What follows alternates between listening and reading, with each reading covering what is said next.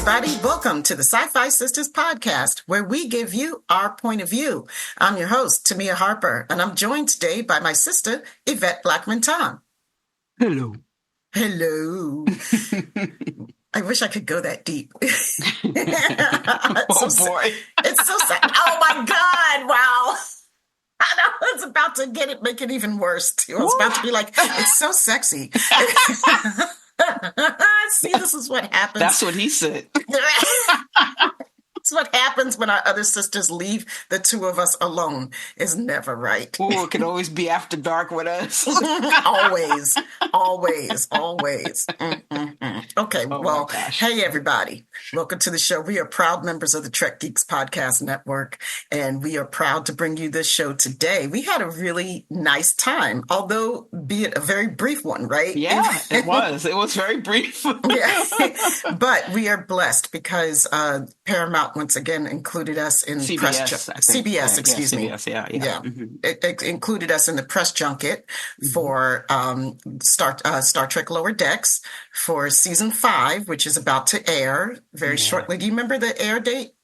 24th. The 24th, right? Mm-hmm. Okay. Next Thursday. Woohoo! Finally, I can't wait. This will air on the 25th. So there shouldn't be any spoilers, but there might be. I don't think there's any, right? I don't think we tried to keep it spoiler free. We didn't even ask questions related to this season. We didn't get to ask. We didn't. It was so fast, y'all. Usually these things, sometimes they will run over and the guests it'll be because the talent or the actors are like, hey, ask us another question. It's okay, do this. But today, we were at the beginning of the day and they were like, let's keep a schedule. And we were fine with that. We were cool with that. Yeah, totally cool with that. We got to talk to today, Tawny Newsome, Jack Quaid, Noel Wells, and Eugene Cordero. All of our main cast from Star Trek Lower Decks who we've come to love. It was cool, right? It was really cool because we've never really spoken to Noel or Jack before. We had once before. We had we had the different group. They were in pairs, and they had us in for different groups. So I'm glad Jack you remembered. We got Jack once, and we got Noel once. Okay, cool. I'm glad you were there. I totally forgot. But yeah, it was great to see. It was actually great just to see them because we have seen episodes of Lower Decks already. And watching this, knowing it's the 5th season, the 5th season in Star Trek is usually that season where it starts getting so good because you know everybody, there's backstory, you're invested. And now that we're losing these shows at the 5th season, it's really and they don't know that we're at the meaty part, and you guys are gonna love this season. It just like every other season, but this is a 5th season of Star Trek, just like the rest of the 5th seasons. It's good. Yeah. Because I don't think there's a bad 5th season of Star Trek if they made it to 5. So usually they're pretty good. TNG's 5th season was great.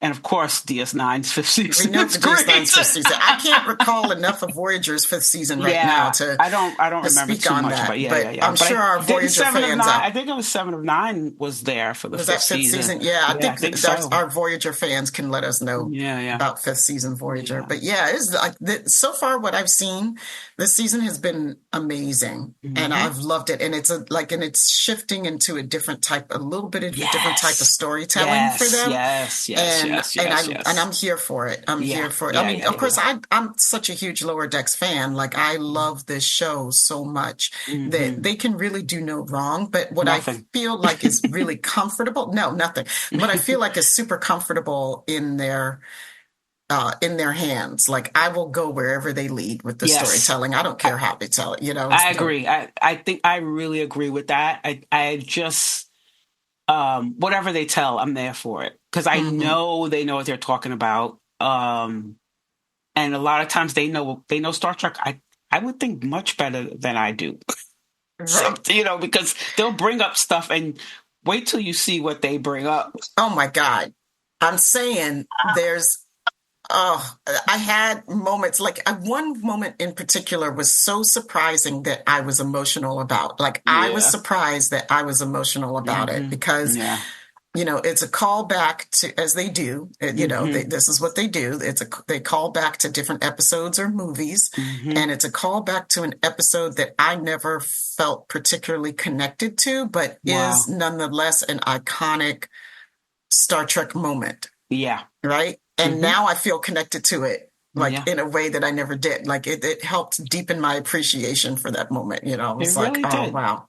It really did. I love that. I don't know. It's the story starts off in the beginning. I mean, just like last season, the first episode is setting you up for a really good long story. And the fact that they can get so much out of 25 minutes always is, I think even Tawny was talking about it in this interview you're going to hear, that so much, and it's wrapped up. It's a good story in 25 minutes. We got a really meaty Star Trek story, so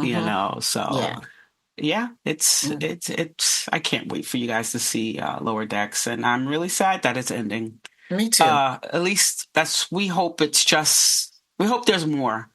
We do. And I hope there's more. I hope that, we fans can continue to have as zealous of an effort to keep Lower Decks in our lives as we had for Prodigy. I think that, if any show really deserves it, I mean, Prodigy deserves it. Don't get me wrong. Oh, definitely. But Yeah. I'm not saying that they don't. I just think that if any show really does, Lower Decks does, because Lower Decks was there for us, as Yvette often points out, through the pandemic. Lower Decks helped get us through the pandemic. It was our bright spot and our joy and a little bit of sanity, and if nothing else, we owe them that, I agree. And so yes, ma'am.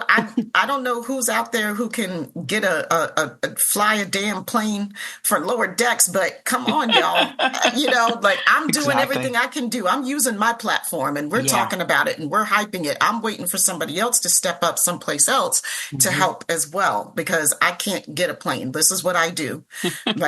This is what I have time to do, right? So I'm doing what I have time to do. Who else out there has time to do something? I mean, we've gotten petitions going. That's great.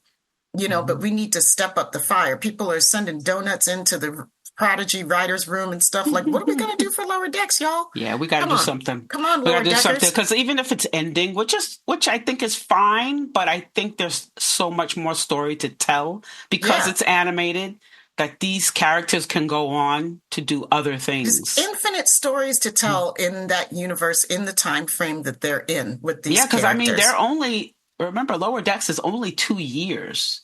The 5 seasons is only 2 years. So there's so much that we could talk about. There's so many stories that because this Star Trek history, it's rich, that time period. There's so much going on at one time, and it's peaceful, and it's a very peaceful time. So I would like to see some more. Yeah, I would like to see some more. But until then, we got a great interview for you. Yeah, hope you guys enjoy.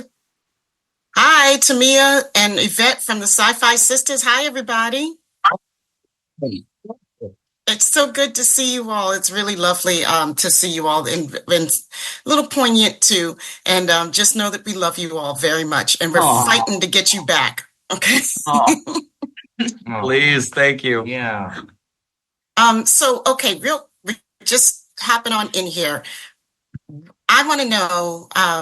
What have you guys learned from your respective characters throughout these 5 seasons? And for sure, After Dark answers are more than welcome. Ooh, I'm like, what have I learned after dark from Mariner? I don't know. I think I have learned a little bit of balance and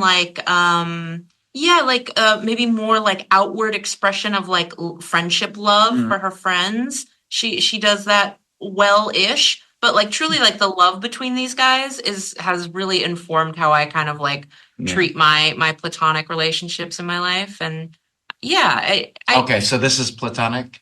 The 4 of us are platonic. Okay.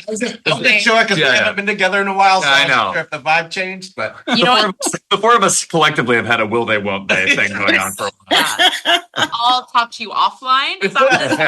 on a after dark. Yeah. After dark. Yeah. After dark. I would second that. I think it's so rare, especially in animation, where you're mostly recording, separately at different times in your own booth. Like, how many friends I've made on this show, and I think it's just wonderful. And I think our whole show is about, and Trek in general, I think, is about the spirit of friendship. So I just love that, being on a Trek show has made me gain some friends and made me appreciate the friends I already have. It's really awesome. It's really special. Tendi for me is a facet of my personality that this optimistic, sort of like go-getter, but gentle underneath. It's a part of me that is basically exactly who I am, that I feel like I have to hide a lot. And then the fact that I got to bring her out on the show and that people like her, and they show people on the show liking her and accepting her for who she is. It's really helped me not be embarrassed of that part of me. It's true, though. We do like her, and we love her. Yeah, because I feel like it's often met in the real world with, like, I don't know how, incredulity. Yeah. Like, people don't believe that I could be, like, when my optimism comes out, and it's often like bit at, and I'm like, oh my God, am I a freak? But then on this show, freak. Yeah. We need optimism now more than ever. Like, our world's so cynical. We need you. I feel like that's the same, similar thing to what I've gained from playing Rutherford is the positivity and the confidence that you can have from loving the thing that you love. Like, it's not weird, it's not different, it's not whatever. It's like, you studied really hard to become a great engineer and you love telling people about it. Yeah. Great. Like, that positivity is a good thing to have in your life. And you get to be good at your job. And you can be good at your job. Like, there's just too many comedies, there's just too many things in life where it's, self-deprecating, and this guy is just like, no, let's just stay positive, be excited about what we know and we learn. And that's what he has, and that's what I try to bring after dark. Add that to your fortune cookie readings from now on. My question is, have you developed a personal backstory for your characters? And if you have, please share. Ooh. Mine was kind of all laid out. In season 4, when we got that Ceto Jackson drop, I was like, this is giving us, this is meaty. This is drama. This is prestige drama level backstory. I love that fiction. Fan fiction. Yeah, like a little 22-minute cartoon that gets that kind of pithy. I love it. So I didn't do any work besides that. Mike did it all. I know that Boimler was born and raised on a vineyard on Earth, a raisin vineyard. Yep. And I just think that changes you as a person. And I think that explains everything about the way that he is. He doesn't want to be a raisin farmer, so he needs to do well at his job. Season 4, we learned a lot about Tendi. Oh, yeah. Like, it's all laid out. And then season 5, you get to continue seing the fruits of where she's from. Oh, it's great. And it's great. Yeah, and it's great. Yeah. It's good stuff. Rutherford, if I thought of anything, it would get deleted and then Mike would change it. So I get excited because, luckily for my character, he's erased of his past. Yeah. So, Great. I can make up whatever I want and then it can get changed. Yeah. Looks like we only have 3 minutes. So, Tamia, do you want to ask one of your questions? Okay, so all right, imagine yourselves at the Sci-Fi Sisters cookout, right? And everybody from Trekdom is there. Imagine your characters there. I mean, you guys are already invited, but imagine your characters there. Where would they be hanging out? Would they be like at the spades table, or would they be in the kitchen cooking? Would they dare to bring potato salad? Would they be at the grill? What do you think your characters would be doing at the Sci-Fi Sisters cookout?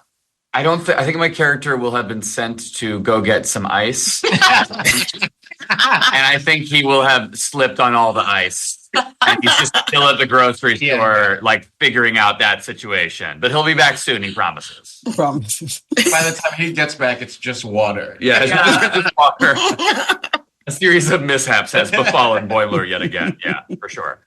I think Mariner would be kind of like a combination of like handing out punch, but also kind of watching the door a little bit, like checking the guest list a little bit, because you said everybody from Trekdom is there, and I went, everybody? Not everybody.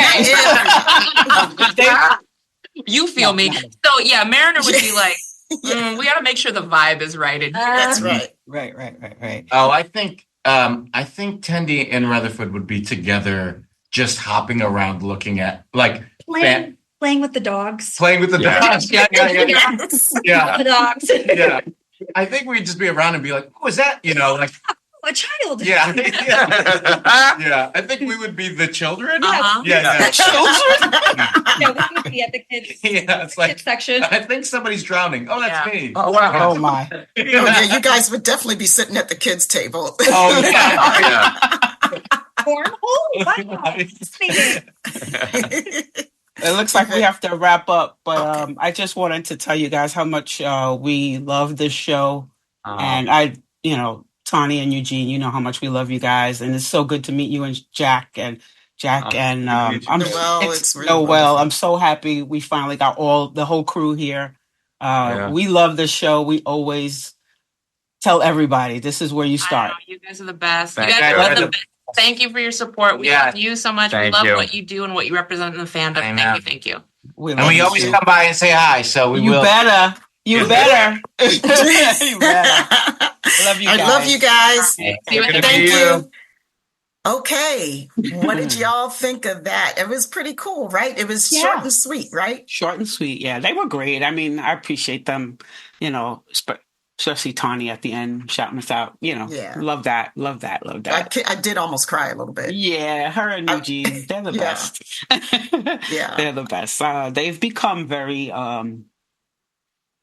we've become very close to them, and just their vibe. I don't know. And we always, every time we're in the same place, like Eugene said, I'm coming, don't worry, you better come on by, or I will come on by. That's our thing. We got to make sure we come by and just check on each other, make sure we're good. So so I thoroughly enjoyed that moment with them. Like that was really, it was nice. Like I said, it was sweet and brief, but I also really enjoyed talking to Jack and Noel because we really don't get any time with them, and they are just so delightful. I'm kind of sad that we didn't get to talk to them more. Me too. Because I really would like to know them more. Because I love their characters. So I love their characters. I like them as human beings. They just seem like such wonderful, down-to-earth, well-grounded, funny, warm people. Yeah. Who have embraced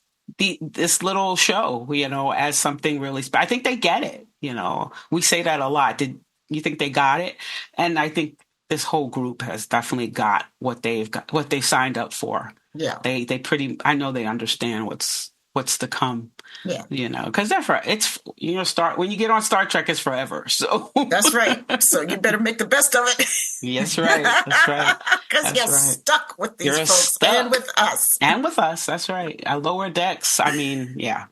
Yeah. People have come. How many people in my family are maybe not Star Trek fans, but they do love Lower Decks. I just want to say, what I'm thinking about right now is the memory from the cruise when Tawny was first introduced, when we had the embarkation ceremony, and it wasn't, Tawny wasn't there for the embarkation ceremony. Who was it from Lower Deck? Was it at the cruise? I don't know. I remember this time she was there. This time, I remember the year before she wasn't right. There. She came this late. time, this time when she came out at the embarkation ceremony, and they're introducing all the different guests. They bring them out one by one, and they introduce them. Tawny came out on stage, and the entire deck of the ship starts going lower decks, lower decks. Forever. You couldn't get us to shut up, and all the rest of the cast members were up there like, wow. Let me tell y'all, you TNG folks, y'all gonna find out. We love us some Lower Decks, man. They were. Why you always shout out TNG? Because they're like my old heads now. They've been doing this for so long. I'm just saying. I get it. It's I agree. I agree.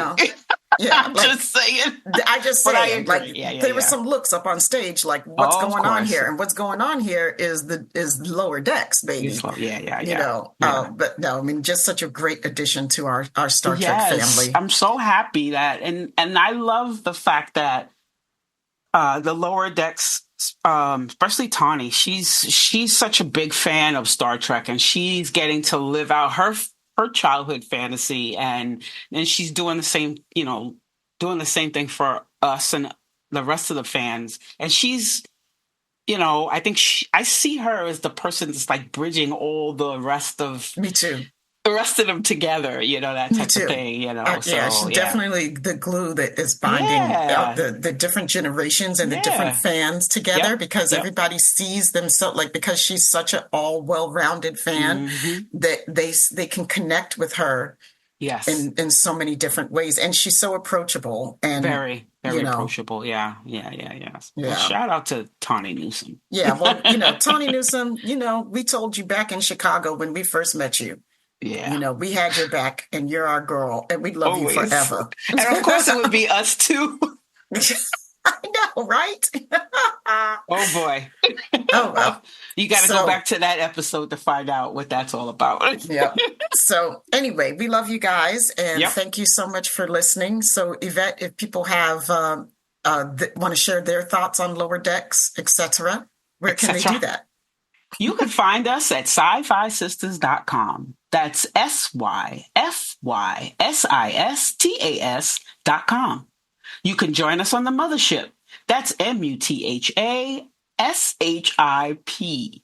And the Sci-Fi Sisters Book Club, both on Facebook. On Instagram, TikToks, and Threads, sci-fi.sisters. And we're also on that platform formerly known as Twitter at Sci-Fi Sisters. For more interviews, the live show, our infamous Top 10 series, subscribe to our YouTube channel at Sci-Fi Sisters Inc. Become a patron of Sci-Fi Sisters today at patreon.com/Sci-Fi Sisters. The Trek Geeks Network's presenting sponsor is Fansets. Go to fansets.com for pins and memorabilia from all your favorite franchises. Visit fansets.com, use Trek Geeks, all caps, for your exclusive 10% discount. After listening to this podcast, please rate us and write a review. We may just read it on an upcoming episode. And, of course, we got to shout out our associate producers. They're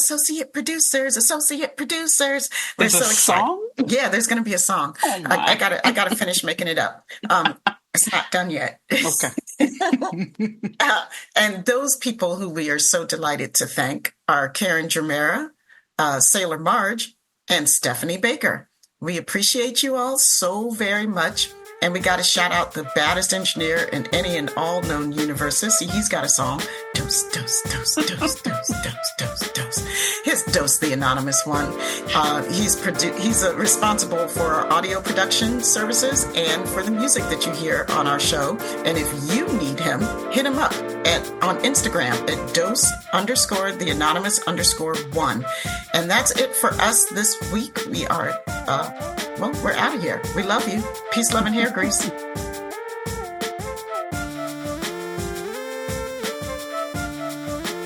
Hi, everybody. Sister Tamia here with the Shorty Shoutouts. We'd like to thank the following patrons for their support. Allison Leach Hyde, Mike and Kristen Holton, Ayana Mae Tom, Casey Shafsky, Mike Nauer, Cassandra Gerard, Bruce McMillan, April Mead, LJ, Tara Jefferson, Holly Smith, Bernadette Garcia Galvez, Rhonda G, Kathy D, Rita Poussant Nethersole, Marcus Bigham, Mark Richmond, Bill Erickson, Zakia Graham, Linda Anderegg, Travis Taylor, Jeffrey Cochran, Old Klein, Peter Heisler, Olga Kravchuk, TJ Jackson Bay, Liza Albright, Kaylia Zawaki, Sam Drup Dickinson, Stephanie Baker, Sailor Marj, Stephanie Dole, Starbase Centaur 4210 Productions, Jamal Taylor, Scott Jensen, Ann Bradley, J.R. Poole, Howard Hogan, L.M., Timothy Baum, Dave A. Gregory, Eve England, David Balston, Karen Dramera, Sue K., Mohammed Noor, Susan V. Gruner, and Anna Post. Thank you all so much for your support.